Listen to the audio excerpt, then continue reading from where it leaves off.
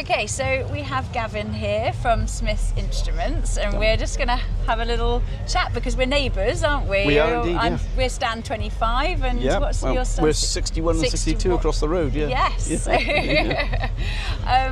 And the reason why we also wanted to chat with you is because we've got our DB5 here today. Lovely, and yeah. and obviously Smith's Instruments have made parts for the DB5. Yep, yeah, we've actually done, Aston Martin have done a lot of work on their DB5, and they did they've done several historic builds, so we actually still support them in that, and we still have the original tooling to be able to do it, so we're quite fortunate in that respect. So yeah, it's high profile work, and thankfully it's high value work as well. So absolutely.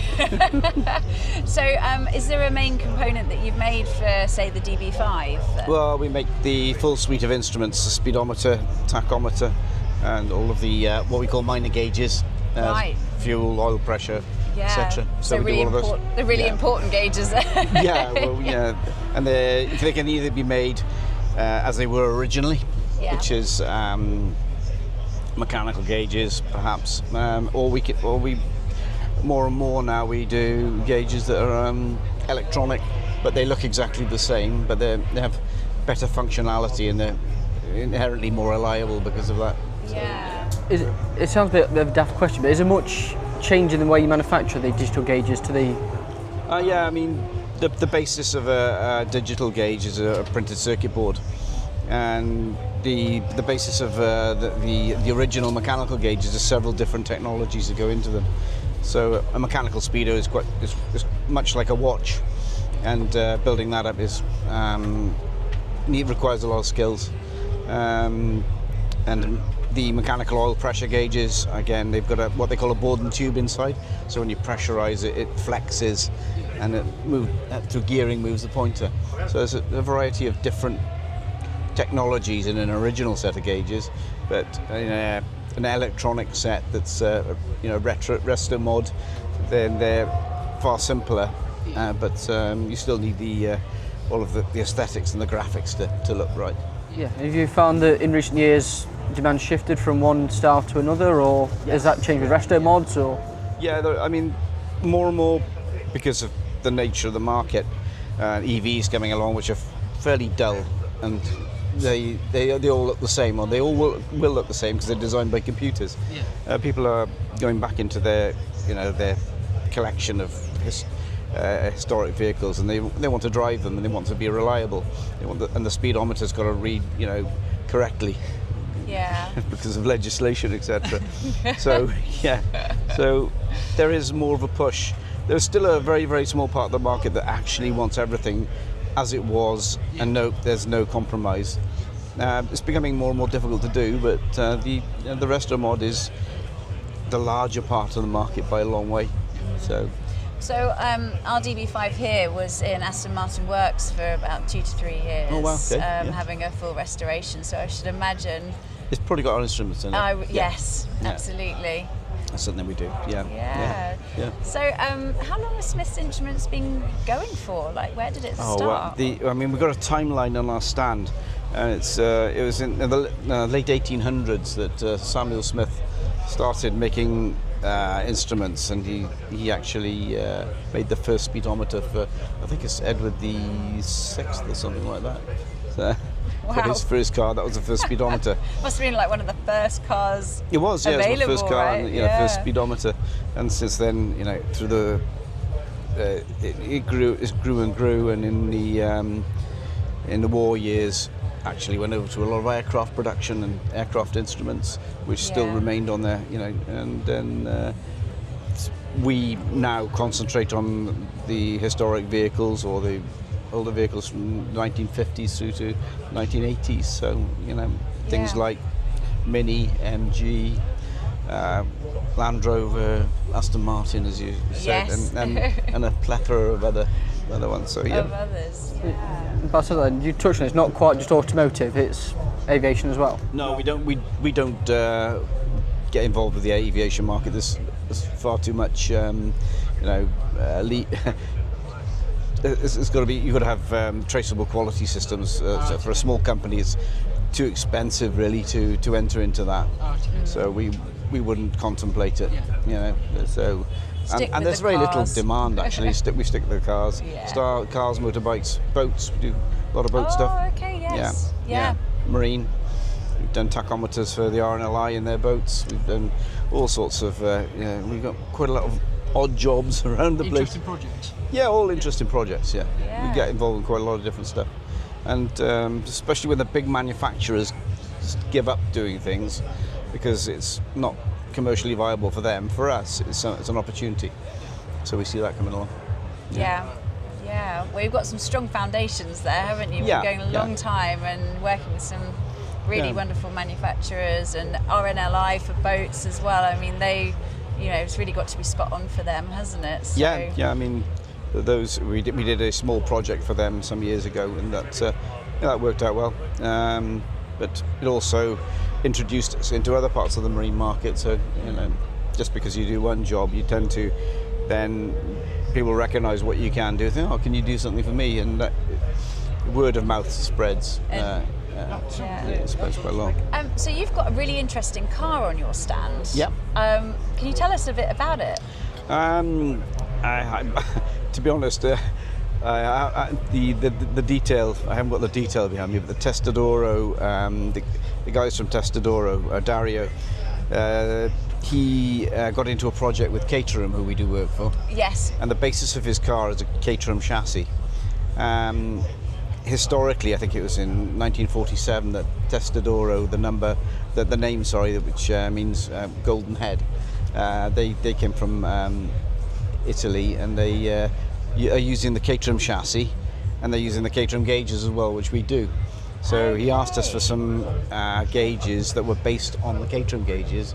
So the Italians have come to the British for some, because Caterham is Lotus, isn't it? If I remember. It used to, Caterham had a Lotus 7, and then there was that's where the Caterham 7 developed from. But so we. Well, I think it was at the end of Goodwood last year that we got to know them, or we were put in contact with them by Caterham, which is very good of them. And we've been working with Dario for pretty much a year, and just working on the gauges that he wants. And it's nice to have niche manufacturers and people who have got new ideas, and this is an opportunity for them to make our stand more interesting and showcase get some what exposure. They're doing. Yeah, so it's good. Yeah, absolutely. Doesn't it? You both get something out of it, don't you?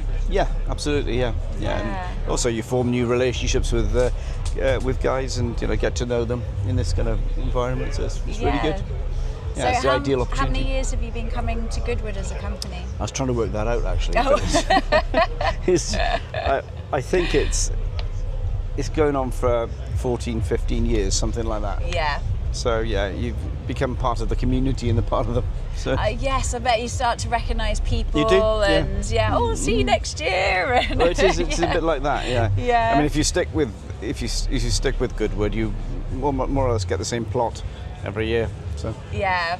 Well, we've been really pleased with this plot. This is our second year here, and we've gone for a slightly larger plot this time, and we're really pleased to be here and to be next to you guys as well. So I mean, they do change it. They sort of reconfigure it periodically. Yes. Sometimes it can be a bit frustrating because you look where everything is, and then someone's moved something. But you're like, oh, hang on a minute. And have you noticed much change with the years that you've been at Goodwood? Well, I think I think punctuation was COVID, and things changed about that time. And I think the year of COVID, the year after, I think it's 2021, they physically reduced the numbers that were allowed to come here. So that had an impact. Yeah. But I think after that, it's pretty much come back to normal. But I think it's nice to see that there's still that volume of people that still want to get involved and see, interesting and people cars. Coming from all over the world to be here as well. It's really impressive. Yeah, we've seen people from. Our customer base is all over the world, but we see people from. I was talking to someone from New Zealand yesterday morning. So, And what do you think about Goodwood in America as well? I haven't heard a lot about it, other than I was in the drivers' club yesterday, and someone mentioned it, and I thought, no, I don't know a lot about it. To be honest. Don't know a lot about it. I mean, apart from the fact that they're going to be doing a Goodwood in America, I don't actually know much about it. There was a lot of hype about it. It'd be interesting to see, but I'm sort of questioning. Because this feels very British, doesn't absolutely, it? Yeah, so it'll be interesting to see how they're going to do that. I don't know if it exports that well, because I think there's an experience for the American cousins to come over here, and they enjoy that British vibe. Yeah. And think taking it over there, I'm not sure, but who could say? Yeah, well, we'll see. We'll have to see. Yeah. So, what would you say is your favourite part of Goodwood? I think it's meeting people. Yes. Like yourselves. It's great. Yes. So, yesterday, it's really good. You always learn things. I mean, it's the only show we do in a year, and it always pays for itself through orders coming in, new people with new ideas. So there's a lot of creativity and inspiration going around, isn't there? Yeah. And that's wonderful. Yeah, it is. And a lot of people come here, like you say, aspirational buyers as well, and all sorts. Yeah, I mean, it really is. It encompasses our whole customer base. From kit cars to people like Singer Vehicle Design, that we do the instruments for as well. So yeah. Oh really? Yeah. So we, Is there anyone that you don't do instruments for? There are a few. Yeah. I mean, you can't cover everything, but. But you do a pretty good job. we do our best. Yeah. So, for the size of company we do punch above our weight, but it is getting more difficult. Yes, and the industry's changing an awful lot as well, isn't it? So, and we just have to see where that all goes. But for now, we will continue to enjoy our engined cars. Yes, absolutely. Whilst we're allowed. Whilst we're allowed. That's, Before legislation changes that, no doubt. Yeah. Don't stop me on that one. That's a whole other story. Sore subject, isn't it? Yeah, it really It is. Yeah. So, you can't say anything. It sounds daft, but just hearing like the old F1 cars and the burnouts and whatnot at the bottom. If that does go EV, with everything, they can still do burnouts in EVs. It's half the atmosphere. I'm not saying and it's the it's the feel of it as well. It's the rumbling you get from the variation. Yeah. Oh, it's just. All of these sound the same. It's just. Yeah, and even when they do output noise, it just sounds like plastic noise. It's exactly. synthetic, isn't it? Yeah. Well, my marketing manager, it was the first year I've been trying to persuade her for years and years to come here, and she was here for Thursday. Yeah. And she, we were watching cars go from the start line. She said, "Well, they don't make any noise." I said, "No, the start was electric cars." I said, "No, they don't look as if they're going fast. They don't sound as if they're going fast." So, Yes. Yeah. There you go. Yeah, there isn't the heart. No, there's no soul in. No, I'm sorry, no soul. There's no soul in electric cars. No soul, no theatre, no character. No. That's why, our business thrives. I think is because people do want something that they have an emotional connection with as well as to drive it. Yeah. I think that's what we're like. Yes, absolutely. then I think that'll help you guys moving forward, because people, I mean, it's like with the V12 things, a lot of people now are doing it whilst they can, or before things change. Everyone wants what they can't have. Yeah.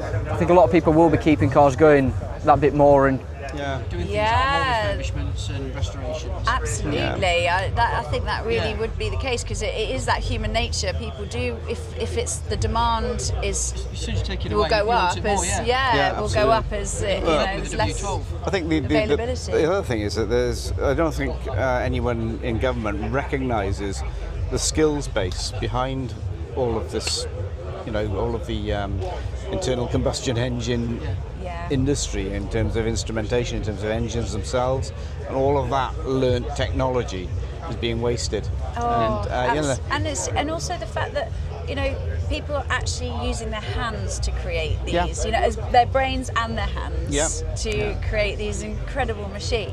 Dying art. And it is a dying art. I mean, my workforce used to be, it was aging, and we struggled to transfer those skills to to afford to transfer the skills, it's a real problem. Yeah. And we haven't asked, how's it you got into? How's it you started working for Mr. Gage? How's it that... I started off life as a mechanical engineer in a colliery, coal mine. Okay. Oh, okay. Yeah, so- Where are you from? I'm from South Wales, from Okay. yeah. Yeah. So yeah, and I sort of evolved into the automotive industry. Yeah, it just And then bought the company in 2011. So yeah, amazing. yeah, Amazing. yeah. What a journey.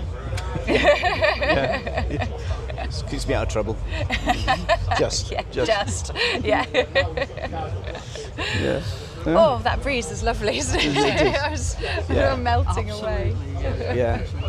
Oh, thank you so much for coming to talk you're to welcome. us. You're welcome. It's Seemed been really lovely chatting to really you. interesting. Yeah. It's been great. Thank you very much. Yeah, so much history in your company. And Yeah. No, so we're proud of it, and got a wonderful bunch of people working for us who, do care, and they're, yeah, quite you dedicated. feel that straight away. I was going to say, it shows, doesn't it? Yeah, That's the it thing. really You does. get that sense straight away, and you've got a reputation that you can't buy or... No, that's right. Yeah. It has to be crafted in over years. Yes. Yeah, Yeah. it's not something you can just set up, and it's got a life of its own almost. So, Yeah. Yeah, very much. Fantastic. so. we're just Personality. custodians of it, really.